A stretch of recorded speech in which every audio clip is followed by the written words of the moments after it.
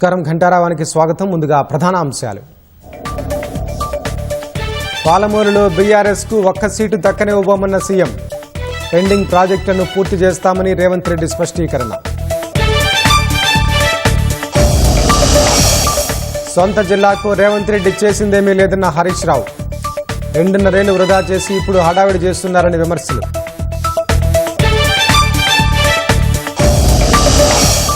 హైదరాబాద్ శివారు కోహెడలో అంతర్జాతీయ సమీకృత మార్కెట్. ఇవాళ శంకుస్థాపన చేయనున్న ముఖ్యమంత్రి రేవంత్ రెడ్డి.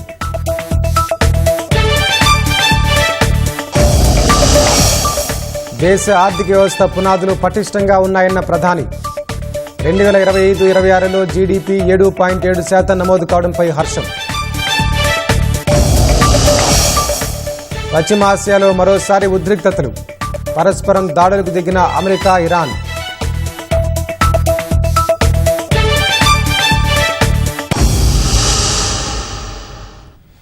పాలమూరు జిల్లాలో బీఆర్ఎస్ పార్టీని మళ్లీ మొలకెత్తనీయనని ముఖ్యమంత్రి రేవంత్ రెడ్డి అన్నారు. ప్రజాపాలన ప్రగతి ప్రణాళిక సభలో భాగంగా 2 రోజులు ఉమ్మడి మహబూబ్ నగర్ జిల్లాలో పర్యటించిన సీఎం ప్రాజెక్టుల పనుల్లో పురోగతి, పెండింగ్ పనులపై ఆరా తీశారు. 10 ఏళ్ల కేసీఆర్ పాలనపై తీవ్ర విమర్శలు గుప్పించారు. 10 ఏళ్ల బీఆర్ఎస్ పాలన, 2.5 ఏళ్ల కాంగ్రెస్ పాలనపై శాసనసభలో చర్చిద్దామా అని సవాల్ విసిరారు. పాలమూరులో బీఆర్ఎస్ కు ఒక్క సీటు దక్కనివ్వబోనని రేవంత్ రెడ్డి స్పష్టం చేశారు. సొంత జిల్లాలోని సాగు, తాగునీటి ప్రాజెక్టుల పనులను పూర్తి చేసుకోవాలనే లక్ష్యంతో ఉమ్మడి మహబూబ్ నగర్ జిల్లా పర్యటన చేపట్టిన సీఎం రేవంత్ రెడ్డి 2 రోజుల్లో అన్ని ప్రాజెక్టులను అణువణువు పరిశీలించారు. తొలి రోజు మక్తల్, నారాయణపేట, కొడంగల్ ఎత్తిపోతల పథకం, జూరాలలోని గుడ్డెంతొడ్డి రిజర్వాయర్, నెట్టెంపాడు పంప్ హౌస్ ను సందర్శించిన ముఖ్యమంత్రి రెండో రోజు మహబూబ్ నగర్, రంగారెడ్డి, నల్గొండ జిల్లాలకు కీలకమైన పాలమూరు రంగారెడ్డి ఎత్తిపోతల ప్రాజెక్టు పనుల్ని పరిశీలించారు. అనంతరం జడ్చర్లలో నిర్వహించిన బహిరంగ సభకు హాజరై ప్రతిపక్ష బీఆర్ఎస్ పై విమర్శల వర్షం కురిపించారు. పాలమూరు జిల్లాలో బీఆర్ఎస్ ను మళ్లీ మొలకెత్తనీయమన్న సీఎం రేవంత్ రెడ్డి 2029 ఎన్నికల్లో కాంగ్రెస్ ను మళ్లీ అధికారంలోకి తీసుకొస్తామని సవాల్ విసిరారు.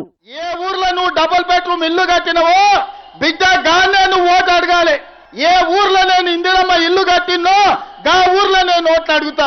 నీకు డిపాజిట్ వస్తే నా పేరే మార్చుకుంటా. జిల్లా ప్రజల అమాయకులు 2009లో మోసం చేసినట్టే మళ్ళోసారి మోసం చేద్దాం అనుకున్నావని నిన్ను మొలక కూడెత్తనీయం బిడ్డ. ఈ జిల్లాల ఈ వేలాది మంది సాక్షిగా పాలమూరు బిడ్డగా చంద్రశేఖరరావు రాసి పెట్టుకొని డైరీలా పాలమూరు జిల్లాల నీ జెండాను ఎగరనీయం, గద్దెలు దిగాలే, దిమ్మెలు గూలాలే. ఈ పాలమూరు గడ్డ మీద నీ గుర్తు అనేది ఇక మర్చిపో. నీ గుర్తు, నీ ఎమ్మెల్యే అనేది గతమే. భవిష్యత్తులో ఒక్కరిని కూడా గెలవనీయను. నీ 10 ఏళ్ల పాలన, నా 30 నెలల పాలన, 2.5 ఏళ్ల పాలన ఎప్పుడు చర్చ చేద్దామో చెప్పు. రా అసెంబ్లీకి. నువ్వు శాతనైతే, నీకు పౌరుషం ఉంటే, నీ పేరు చంద్రశేఖరరావు అయితే అసెంబ్లీకి రా. 2024 నుంచి 2034 వరకు కాంగ్రెస్ పార్టీ 10 ఏళ్లు 2 సార్లు ముఖ్యమంత్రిగా ఉంటాం. ఇదే నా సవాల్ చంద్రశేఖరరావు. శాతనైతే రా, చూసుకుందాం. 2029 ఎన్నికల్లో నీ సంగతి తేలుస్తా. రెండోసారి కాంగ్రెస్ పార్టీని అధికారంలోకి తీసుకొస్తాం. ఈ వెనుకబడ్డ పాలమూరు జిల్లాను దేశానికే ఆదర్శమైన జిల్లాగా అభివృద్ధి చేసే బాధ్యత నేను తీసుకుంటా. జిల్లా ప్రజలారా, మీరిచ్చిన ఆశీర్వాదం, మీరిచ్చిన ధైర్యం ఎవరితోనైనా కొట్లాడతా. గల్లీలో ఉన్న కేడీ అయినా, ఢిల్లీలో ఉన్న మోడీ అయినా మీరు అండగా నిలబడి మీరు ఇచ్చిన గుండె ధైర్యంతో ఎవరితోనైనా కొట్లాడతా. పాలమూరు జిల్లాను అభివృద్ధి చేసే బాధ్యత నేను స్వీకరిస్తాను. తుమ్మిడిహట్టి వద్ద ప్రాజెక్టు నిర్మాణంపై చర్చిద్దామంటే మహారాష్ట్ర ముఖ్యమంత్రి దాగుడుమూతలాడుతున్నారని సీఎం రేవంత్ రెడ్డి వ్యాఖ్యానించారు. రాష్ట్ర బీజేపీ నాయకులు తప్పించుకు తిరుగుతున్నారని విమర్శించారు. ఇవాళ వేదిక మీద నుంచి అటు గోదావరి జలాలలో జరిగిన అన్యాయాన్ని మహారాష్ట్ర ముఖ్యమంత్రిని కడుగుతాం, అవసరమైతే మెడలు వంచైనా గోదావరి జలాల మీద తుమ్మిడి ఎట్టి దగ్గర ప్రాణహిత చేవెళ్ల ప్రాజెక్టును కడతాం. ఖచ్చితంగా భారతీయ జనతా పార్టీ నాయకులు కూడా మీరు అనుకుంటున్నారేమో, తమాషా అనుకుంటున్నారేమో, మిమ్మల్ని ఆదిలాబాద్, మెదక్, అదే విధంగా నిజామాబాద్, కరీంనగర్లో మీరు ఎంపీలుగా ఉంటాం అనుకుంటున్నారేమో. గోదావరి జలాల మీద మహారాష్ట్ర ముఖ్యమంత్రి దాగుడు మూతలు ఆడుతుండు. చర్చలకు రమ్మంటే రాకుండా పారిపోతున్నాడు. ఎన్ని రోజులు వారిపోతారు? మిమ్మల్ని ఈ ఊరు నుంచే తరిమే రోజు వస్తుంది.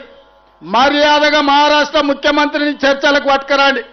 గోదావరి జలాల మీద తుమ్మిడేటి దగ్గర ప్రాజెక్టు కట్టి 100 టీఎంసీల నీళ్లు తీసుకొచ్చి శ్రీపాద ఇల్లంపల్లిలో పోసి ఆదిలాబాద్, కరీంనగర్, నిజామాబాద్, మెదక్ వరకు రైతాంగ కష్టాలు తీర్వడానికి పక్కా ప్రణాళికతో ముందుకు పోదాం. గోదావరి జలాల సమస్యను పరిష్కరించుకుందాం.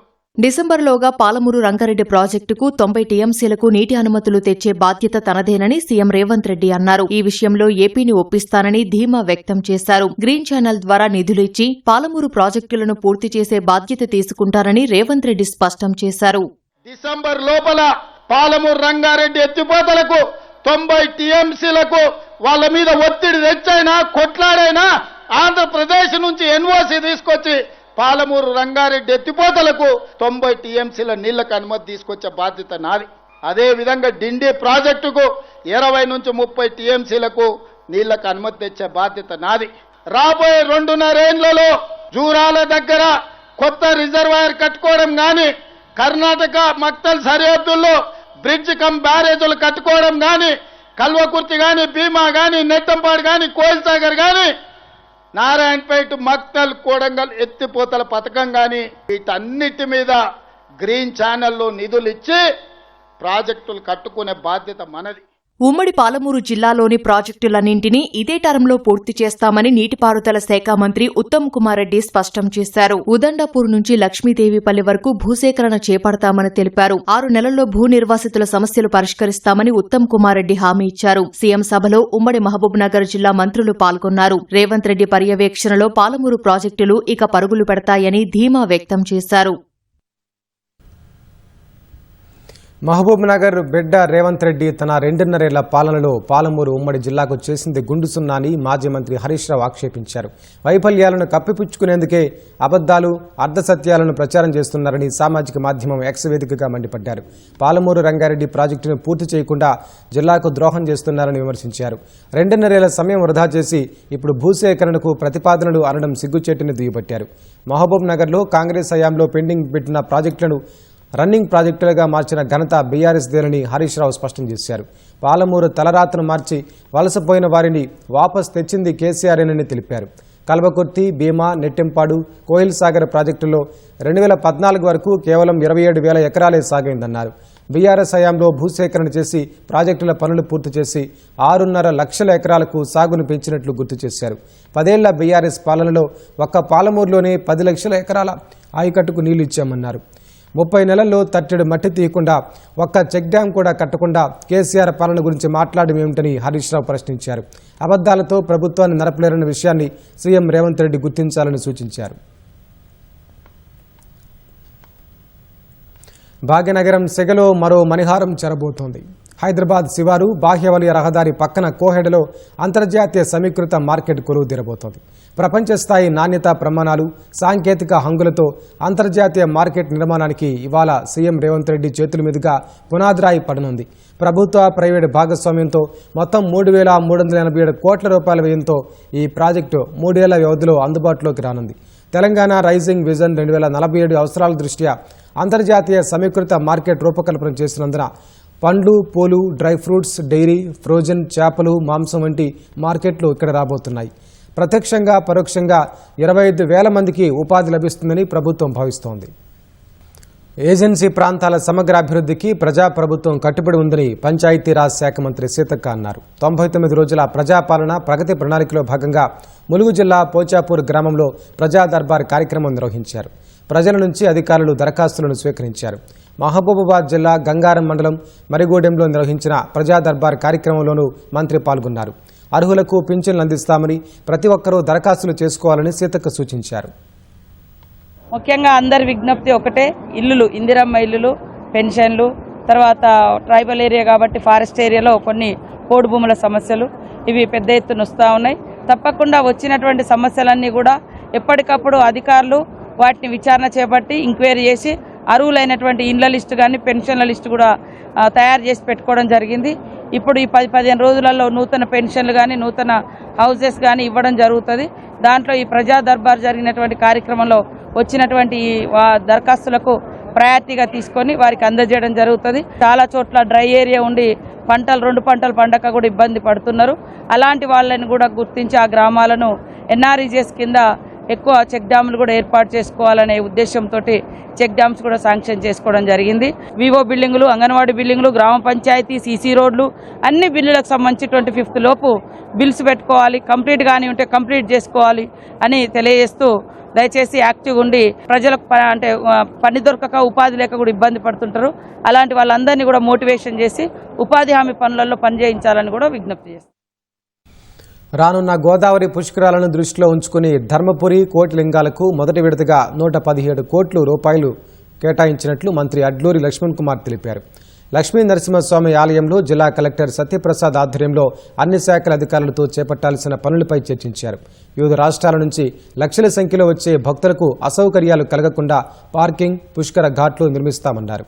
కలెక్టర్ ఆధ్వర్యంలో నిర్వహించిన సమీక్షా సమావేశంలో ఇంకా కొన్ని పనులకు ప్రతిపాదనలు పంపిస్తున్నామని, నిధులు రాగానే ముందస్తుగా పనులు పూర్తి చేసేందుకు చర్యలు తీసుకుంటామన్నారు.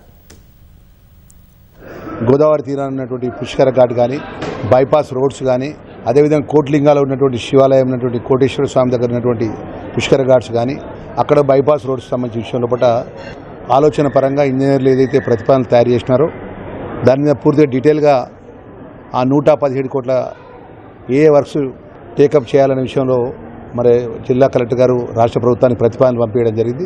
ఆశలతో ఈ ప్రాంతం అంతా మరి గొప్పగా ఆ పనులు ముందుకెళ్ళి అన్ని వర్గాల ప్రజలకు మరి అన్ని సౌకర్యాలు ఏర్పాటు చేసే విధంగా ఆ దేవుడు చల్లగా చూడాలని మనస్ఫూర్తిగా కోరుకుంటున్నాను. రాష్ట్రంలో మళ్లీ వచ్చేది కాంగ్రెస్ ప్రభుత్వమేనని పీసీసీ అధ్యక్షుడు మహేష్ కుమార్ గౌడ్ ధీమా వ్యక్తం చేశారు. కరీంనగర్ రాజీవ్ చౌక్లో 9 అడుగుల రాజీవ్ గాంధీ కాంస్య విగ్రహాన్ని మంత్రులు పొన్నం ప్రభాకర్, అడ్లూరి లక్ష్మణ్తో కలిసి ఆవిష్కరించారు. కుల మత రాజకీయాలకు కాలం చెల్లిందని, ప్రజలు కాంగ్రెస్ ప్రభుత్వం చేపడుతున్న అభివృద్ధి సంక్షేమ పథకాలను నమ్ముతున్నారన్నారు. దేశం కోసం ఇందిరాగాంధీ, రాజీవ్ గాంధీ రక్తార్పణ చేశారని మహేష్ గౌడ్ తెలిపారు. కేంద్రంలో బీజేపీ ప్రభుత్వం కులాలు, మతాల మధ్య చిచ్చుపెడుతూ అధికారాన్ని నిలబెట్టుకునే ప్రయత్నం చేస్తోందని ఆరోపించారు. రాహుల్ గాంధీ ఆలోచన ప్రకారమే రాష్ట్రంలో కులగణన చేపట్టి దేశానికి ఆదర్శంగా నిలిచామని పేర్కొన్నారు. కాంగ్రెస్ పార్టీ సిద్ధాంతం పేద ప్రజల యొక్క సంక్షేమం, ఉద్యోగాలు, శాంతి భద్రతలు, రాష్ట్ర అభివృద్ధి. ఈ రాష్ట్రంలో కాంగ్రెస్ ప్రభుత్వం అన్ని నెరవేరుస్తూ ముందుకు పోతా ఉంది. అమాయక ప్రజలు నమ్మించి మతాల పేరిట, కులాల పేరిట రాజకీయాలు చేసే రోజులు దగ్గర పడ్డాయి. అలాంటి వారికి భవిష్యత్తు లేదనే మాట కూడా ఈ కరీంనగర్ గడ్డ నుంచి చెప్తా ఉన్నాను. ప్రజలకు కావలసింది శాంతి భద్రతలు, ప్రజలకు కావాల్సింది వారి జీవిత బాగోగులు. జపాన్ ప్రభుత్వ ప్రతినిధుల బృందం రాష్ట్ర అసెంబ్లీని సందర్శించింది. తెలంగాణ, హిరోషిమాల మధ్య సహకారాన్ని బలోపేతం చేయడమే లక్ష్యంగా జపాన్ ప్రతినిధుల బృందం హైదరాబాద్లో పర్యటించింది. శాసన మండలిలో chairman Gutha Sukhender Reddy, deputy chairman Banda Prakash, మండలి విప్పులు బల్మూరి వెంకట్, అద్దంకి దయాకర్, శాసనసభ విప్ రామ్మోహన్ రెడ్డి, ఎమ్మెల్సీలు అంజిరెడ్డి, దాసోజు శ్రవణ్, ఎమ్మెల్యే హరీష్ బాబు, అసెంబ్లీ అధికారులు జపాన్ బృందానికి స్వాగతం పలికారు. భవన నిర్మాణ తీరును మండలి చైర్మన్ గుత్తా సుఖేందర్ రెడ్డి వారికి వివరించారు. అసెంబ్లీ హాల్లో ఎమ్మెల్సీలు, ఎమ్మెల్యేలతో జపాన్ ప్రతినిధులు భేటీ అయ్యారు. తెలంగాణ, హిరోషిమా ప్రభుత్వాల మధ్య అక్టోబర్లో జరగనున్న కీలక సమావేశానికి సంబంధించి చర్చించారు. పరస్పర సహకారం, వాణిజ్య, వ్యాపార, ఉపాధి అవకాశాల కల్పనపై సమాలోచనలు చేశారు. మంజీరా నదిలో స్నానానికెళ్లి ముగ్గురు, సరదాగా నీటి కొంటలో ఈతకెళ్లి మరో ముగ్గురు చిన్నారులు మృతి చెందిన విషాద ఘటనలు ఉమ్మడి నిజామాబాద్ జిల్లాలో శుక్రవారం జరిగాయి. కామారెడ్డి జిల్లా బుడ్మి శివార్లోని మంజీరా నది పక్కన గుడి వద్ద పండరి అనే వ్యక్తి విందు ఏర్పాటు చేశారు. కార్యక్రమానికి బంధువులను ఆహ్వానించారు.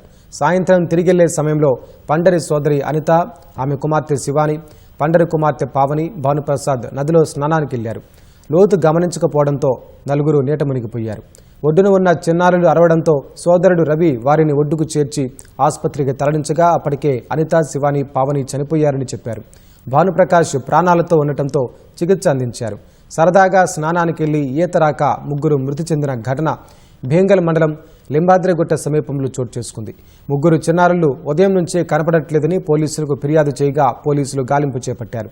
గాలింపులో బ్రాహ్మణకుంటలో మృతదేహాలను గుర్తించి అగ్నిమాపక దళం సహకారంతో వెలికితీశారు. మృతులు అరవింద్, వర్షిత, హరీష్లుగా గుర్తించారు. పోలీసులు కేసు నమోదు చేసి దర్యాప్తు చేపట్టారు. అప్పిచ్చి తిరిగి అడిగిన పాపానికి ఇంటిపై పెట్రోల్ పోసి నిప్పంటించిన ఘటన నిజామాబాద్ జిల్లాలో చోటు చేసుకుంది. పిప్రి గ్రామానికి చెందిన రాజమల్లు అదే గ్రామానికి చెందిన అబ్దుల్ బారీకి 5 లక్షల రూపాయలు అప్పుగా ఇచ్చాడు. ఇచ్చిన డబ్బులు తిరిగి ఇవ్వాలని అబ్దుల్ని కోరగా 6 నెలల క్రితం అసలు చెల్లించాడు. వడ్డీ కింద 2 లక్షలకు గాను చెక్ ఇచ్చి 8 నెలల తర్వాత డ్రా చేసుకోమని కోరాడు. డబ్బులు ఎందుకో డ్రా చేశావని రాజమల్లు ఇంటిపై పెట్రోల్ చల్లి అబ్దుల్ నిప్పంటించాడు. దీంతో ఇంట్లో ఉన్న వస్తువులు పూర్తిగా దగ్ధమయ్యాయి. స్థానికుల సమాచారంతో ఘటనా స్థలానికి చేరుకున్న అగ్నిమాపక సిబ్బంది మంటలను అదుపు చేశారు. బాధితుడి ఫిర్యాదుతో కేసు నమోదు చేసిన పోలీసులు నిందితుడిని అదుపులోకి తీసుకున్నారు. లక్షల మేర ఆస్తి నష్టం జరగడంతో న్యాయం చేయాలని బాధిత కుటుంబ సభ్యులు వేడుకున్నారు. అప్పును తిరిగి అడిగినందుకు గాను ఆయన నా ఇల్లు మొత్తం గాలబెట్టేసాడు. చాలాసార్లు అడిగినా సరే ఇవ్వలేదు. ఇవ్వకపోగా నా మొత్తం ఇల్లంతా మొత్తం వచ్చి కాలబెట్టేసాడు. దయచేసి నాకు న్యాయం చేయండి. నా భార్య చాలా కాళ్ళు పట్టుకున్నది. అన్న అదే మాట్లాడదాం, ఏమన్నా ఉంటే మాట్లాడదామని చెప్పేసి కూడా చాలా కాళ్ళు పట్టుకున్నది. కాళ్ళు పట్టుకున్నా సరే ఒక ఆమెను చూడకుండా కూడా ఆమెను నూకేసి లోపలికి పోయి మొత్తం చల్లేసిండు. నువ్వు బయటికి రా, బట్టి అట్లా చేయకు ఇంకొకరు నష్టం చేయకు అని చెప్పేసి ఎంత బతిమలాడినా సరే వినకుండా నేను ఇట్లా పట్టుకొని రాంగా వెనక్కి ముట్టించి పడేసిండు. నన్ను కూడా లోపలికి నూకేసిండు. నేను అదృష్టవశాత్తు బయటపడ్డా. నెంబర్ ప్లేట్లను మార్చడం, అస్పష్టంగా ఉంచడం సమాజ భద్రతకే ముప్పని, అలాంటి వారిపై చీటింగ్, ఫోర్జరీ కేసులు నమోదు చేస్తామని సిపి సజ్జనార్ హెచ్చరించారు. జూబ్లీహిల్స్, అమీర్పేట్, సనత్ నగర్ తదితర ప్రాంతాల్లో ఏర్పాటు చేసిన చెకింగ్ పాయింట్స్ను సజ్జనార్ సందర్శించి తనిఖీలను పర్యవేక్షించారు. ఈ ఆపరేషన్లో భాగంగా నిబంధనలు ఉల్లంఘించిన 2149 వాహనాలను సీజ్ చేశారు. ఇందులో 2046 బైకులు, 52 4-వీలర్స్, 51 ఆటోలు ఉన్నాయి. అంబర్పేట పోలీస్ స్టేషన్ పరిధిలో ఆపరేషన్ కవచ్ పేరిట పోలీసులు ప్రత్యేక డ్రైవ్ నిర్వహించారు. ట్రాఫిక్ నిబంధనలను ఉల్లంఘిస్తూ వాహనాలు నడుపుతున్న వారిని గుర్తించి జరిమానాలు విధించారు. తనిఖీల్లో భాగంగా నెంబర్ ప్లేట్ లేని ద్విచక్ర వాహనాలతో పాటు సరైన పత్రాలు లేని వాహనాలను సీజ్ చేశారు. సీతాఫల్ మండి కోడలి వద్ద పోలీసులు నాకాబందీ నిర్వహించారు. చిలకలగూడ ట్రాఫిక్ లాండ్ ఆర్డర్ పోలీసులు సంయుక్తంగా 27 వాహనాలను సీజ్ చేసినట్లు తెలిపారు. హైదరాబాద్ నగరంలో అర్ధరాత్రి పలు ప్రాంతాల్లో పోలీసులు హోటళ్లు, లాడ్జీలతో పాటు రోడ్లపై కూడా తనిఖీలు చేపట్టారు.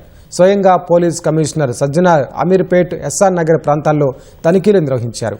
హోటళ్లలో బస చేస్తున్న వారి ఆధార్ కార్డులు, ఇతర గుర్తింపు పత్రాలు, గెస్ట్ రిజిస్టర్లు, చెక్-ఇన్ రికార్డులు, సీసీటీవీ పనితీరు, భద్రతా ఏర్పాట్లు పరిశీలించారు. అనుమానాస్పద వ్యక్తులు, అసాంఘిక కార్యకలాపాలకు సంబంధించిన సమాచారం ఏదైనా ఉందా అనే అంశాలపై ప్రత్యేక దృష్టి సారించారు. హోటల్ యాజమాన్యాలు అతిథుల పూర్తి వివరాలను తప్పనిసరిగా నమోదు చేయాలని, సీసీటీవీ వ్యవస్థలను నిరంతరం పనిచేసేలా నిర్వహించాలని, అనుమానాస్పద వ్యక్తులను గుర్తించి వెంటనే పోలీసులకు సమాచారం అందించాలని సూచించారు. ప్రజల భద్రత, శాంతి భద్రతల పరిరక్షణ, నేరాల నియంత్రణే లక్ష్యంగా ఈ ప్రత్యేక తనిఖీలు నిర్వహించినట్లు సిపి తెలిపారు. హైదరాబాద్ నగర పోలీస్ కమిషనర్ ఆదేశాల మేరకు నాంపల్లి పరిధిలోని హబీబ్ నగర్లోని లాడ్జీలు, హోటళ్లలో పోలీసులు ఆకస్మిక తనిఖీలు చేపట్టారు. City joint commissioner of police Tafseer Iqbal ఆధ్వర్యంలో తనిఖీలు జరిగాయి. హోటళ్లలో బస చేస్తున్న అతిథుల ఆధార్ కార్డులు, ఇతర గుర్తింపు పత్రాలను పోలీసులు పరిశీలించారు. గెస్ట్ రిజిస్టర్లు, చెక్-ఇన్ రికార్డులు, సీసీటీవీ కెమెరాల పనితీరు, భద్రతా ఏర్పాట్లు, లైసెన్సులను క్షుణ్ణంగా పరిశీలించారు. ప్రతి అతిథి పూర్తి వివరాలను హోటల్ యాజమాన్యాలు నమోదు చేయాలని, సీసీటీవీ వ్యవస్థలు ఎల్లప్పుడూ పనిచేసేలా చూడాలని సూచించారు. అనుమానాస్పద వ్యక్తులను గుర్తిస్తే పోలీసులకు సమాచారం అందించాలన్నారు. ప్రజల భద్రత, శాంతి భద్రతల పరిరక్షణ, నేర కార్యకలాపాల నివారణ లక్ష్యంగా ఈ ప్రత్యేక తనిఖీలు చేపట్టినట్లు పోలీసులు తెలిపారు. నిబంధనలు ఉల్లంఘించిన వారిపై కఠిన చర్యలు తీసుకుంటామని హెచ్చరించారు. 2025-26 ఆర్థిక సంవత్సరంలో దేశ జీడీపీ 7.7% వృద్ధి రేటు నమోదు చేయడంపై ప్రధాని నరేంద్ర మోదీ హర్షం వ్యక్తం చేశారు. ఈ అద్భుతమైన గణాంకాలు భారత ఆర్థిక వ్యవస్థ పునాదులు ఎంత పటిష్టంగా ఉన్నాయో ప్రపంచానికి చాటి చెప్పాయన్నారు. కేంద్ర పాలిత ప్రాంతం దమన్లో 3,000 కోట్ల విలువైన ప్రాజెక్టులకు మోదీ ప్రారంభించారు. ఈ సందర్భంగా ప్రసంగించిన మోదీ, కోవిడ్, యుద్ధాలు, ఇంధన సంక్షోభాలతో ప్రపంచం కొట్టుమిట్టాడుతుంటే 140 కోట్ల మంది సమిష్టి కృషితో భారత్ ప్రపంచంలోనే వేగంగా వృద్ధి చెందుతోన్న ప్రధాన ఆర్థిక వ్యవస్థగా అవతరించిందని పేర్కొన్నారు. రీఫార్మ్, పెర్ఫార్మ్, ట్రాన్స్ఫార్మ్ మంత్రంతో భారతదేశం శరవేగంగా ముందుకు సాగుతోందన్నారు. అదే సమయంలో కాంగ్రెస్పై విమర్శలు గుప్పించిన ప్రధాని, కర్ణాటకలో కాంగ్రెస్ ప్రభుత్వంపై ప్రజల్లో విపరీతమైన ఆగ్రహం వ్యక్తమవుతోందని తెలిపారు. ఆ ప్రజా వ్యతిరేకత తట్టుకోలేకే సిద్ధరామయ్యను తప్పించి డీకే శివకుమార్ను ముఖ్యమంత్రిగా చేయాల్సి వచ్చిందని మోదీ ఎద్దేవా చేశారు. आज जो आंकड़े आए हैं उन आंकड़ों से साफ है कि भारत की अर्थव्यवस्था की नींव कितनी मजबूत है. वर्ष 2025-26 में भारत ने 7.7% की ग्रोथ रेट हासिल की है और पिछला क्वार्टर जो 31 मार्च को खत्म हुआ उसमें भी भारत की ग्रोथ 7.8% रही है और ये दुनिया में तेज गति से आगे बढ़ने वाली बड़ी इकोनॉमी है. అమెరికా ఇరాన్ మరోసారి పరస్పర దాడులకు దిగడంతో మధ్యప్రాచ్యంలో మళ్లీ ఉద్రిక్తతలు తలెత్తాయి. శనివారం హర్ముజ్ జలసంధి మీదుగా వెళ్తున్న వాణిజ్య నౌకలు అమెరికా స్థావరాల లక్ష్యంగా ఇరాన్ ఆత్మాహుతి డ్రోన్లను ప్రయోగించింది. వెంటనే అప్రమత్తమైన యుఎస్ సెంట్రల్ కమాండ్ 4 ఇరాన్ డ్రోన్లను గాల్లోనే కూల్చివేసింది. ఇరాన్ దాడులకు ప్రతీకారంగా అమెరికా దళాలు ఇరాన్ తీర ప్రాంతాల్లోని గోరుక్, కేష్మ్ ఐలాండ్లోని నిఘా రాడార్ కేంద్రాలపై క్షిపణులతో విరుచుకుపడ్డాయి. మరిన్ని దాడులు జరగకుండా నౌకాయాన భద్రతను కాపాడడానికే ఈ ఆత్మరక్షణ దాడులు చేయాల్సి వచ్చిందని అమెరికా ప్రకటించింది. అటు అమెరికా అధ్యక్షుడు ట్రంప్ సంచలన వ్యాఖ్యలు చేశారు. అమెరికా దాడులతో ఇరాన్ సైన్యం పూర్తిగా నాశనమైందని ఎన్బీసీ న్యూస్ ఇంటర్వ్యూలో పేర్కొన్నారు. ఇరాన్ డ్రోన్ ఫ్యాక్టరీలు, మిజైల్ తయారీ కేంద్రాలు, లాంచింగ్ ప్యాడ్లను అమెరికా దళాలు ధ్వంసం చేశాయని ట్రంప్ స్పష్టం చేశారు. ప్రస్తుతం ఇరాన్ వద్ద 21 నుంచి 22% మాత్రమే క్షిపణులు మిగిలి ఉన్నాయని అంచనా వేశారు. అమెరికాలోని భారతీయులకు షాక్ తగిలేలా H-1B వీసా నిబంధనలు సమూలంగా మార్చేసేందుకు ట్రంప్ ప్రభుత్వం రంగం సిద్ధం చేస్తోంది. H-1B వీసా ద్వారా అమెరికాలో గ్రీన్ కార్డు పొందే అవకాశాన్ని శాశ్వతంగా నిలిపేయాలంటూ ముసాయిదా బిల్లును యుఎస్ కాంగ్రెస్లో ప్రవేశపెట్టారు. American white collar worker jobs act అనే ఈ బిల్లు ప్రకారం విదేశీ విద్యార్థులు చదువు పూర్తయ్యాక అమెరికాలో కొంతకాలం ఉద్యోగం చేసుకునేలా వీలు కల్పించే OPT ప్రోగ్రాంను రద్దు చేయాలని కోరారు. H-1B దరఖాస్తుదారులు స్వదేశంలో శాశ్వత నివాసం కలిగి ఉన్నామని, దాన్ని వదిలిపెట్టే ఉద్దేశం తమకు లేదని నిరూపించుకోవాలని డిమాండ్ చేశారు. గ్రీన్ కార్డు ప్రాసెస్ పెండింగ్లో ఉన్న సమయంలో H-1B గడువును పొడిగించుకునే నిబంధనలను రద్దు చేయాలని ప్రతిపాదించారు. H-1B గరిష్ట కాల పరిమితిని ప్రస్తుతం ఉన్న 6 ఏళ్ల నుంచి కేవలం 2 ఏళ్లకు తగ్గించాలని కోరారు. 40 ఏళ్లుగా H-1B వీసా దుర్వినియోగం అవుతోందని బిల్లును కాంగ్రెస్లో ప్రవేశపెట్టిన చిప్రాయ్ ఆరోపించారు. ఐటీ నిపుణులను పక్కనబెట్టి తక్కువ జీతాలకే లభించే విదేశీ కార్మికులను కంపెనీలు ప్రోత్సహిస్తున్నాయని అన్నారు. ఈ బిల్లుకు US tech workers immigration accountability project, federation for American immigration reform సంస్థలు మద్దతు ప్రకటించాయి. ఏఐ సాంకేతికత మానవ ప్రమేయం లేకుండానే తనను తాను వృద్ధి చేసుకునే స్థాయికి అత్యంత సమీపంలో ఉందని ఆంథ్రోపిక్ సహ వ్యవస్థాపకుడు జాక్ క్లార్క్ హెచ్చరించారు. అందుకే ఏఐ పరుగులకు బ్రేకులు వేయాల్సిన అవసరం ఉందన్నారు. ఓ అంతర్జాతీయ మీడియా సంస్థకు ఇచ్చిన ఇంటర్వ్యూలో జాక్ క్లార్క్ కీలక విషయాలు పంచుకున్నారు. ప్రస్తుతం ఏఐ పరిశ్రమ కేవలం యాక్సిలేటర్ను మాత్రమే కలిగి ఉందని చెప్పారు. కానీ దానికి బ్రేక్ పెడల్ లేదని, అవసరమైనప్పుడు వేగాన్ని తగ్గించి ఏఐకి బ్రేక్ వేసే సదుపాయం ప్రపంచానికి ఉండాలన్నారు. ఆంథ్రోపిక్ సంస్థకు చెందిన క్లాడ్ చాట్బాట్ ప్రస్తుతం రన్ చేస్తున్న కోడింగ్లో 80% ఏఐ వ్యవస్థే స్వయంగా రాస్తోందని తెలిపారు. రాబోయే 2 ఏళ్లలో ఇది 100% చేరుకునే అవకాశం ఉందని క్లార్క్ వెల్లడించారు. చమురు విప్లవం తరహాలోనే ఏఐ వ్యవస్థలపై సమాజానికి నమ్మకం కలగాలంటే ప్రభుత్వ విధానాలు, పటిష్టమైన చట్టపరమైన నిబంధనలు తీసుకురావాలని ఆయన సూచించారు.